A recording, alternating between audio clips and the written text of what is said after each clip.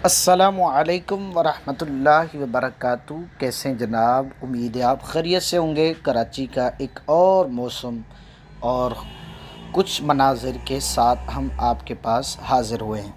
ये गाड़ी खड़ी है।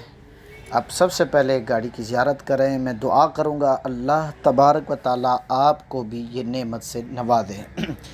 ये बच्चा है, उम्र छोटी है, पर ये जो है यहाँ पर फूलों को, दरख्तों को, छोटे छोटे पौधों को, आप बोल सकते हैं गमलों को पानी दे रहा है। इससे पहले इन गमलों पर बड़ी मिट्टी चढ़ी हुई थी और बड़ी नाजुक सूरत हाल थी, लेकिन जब पानी से धोया तो बड़े खूबसूरत लगने लगे। इससे पता चलता है कि अगर कोई चीज़ काफ़ी दिनों से धोई ना जाए तो उसकी कैफियत बदल जाती है। हाँ, आप भी देख लें, अगर आपकी गाड़ी साफ़ नहीं है तो एक मर्तबा धुलवा लें। जूता साफ़ नहीं है उसको धुलवा लें। आपकी ख़ुद की हालत ख़राब है, थोड़ा नहा लें तो उम्मीद है कि आपकी तबीयत के अंदर बड़ा ज़ौक़ आ जाएगा।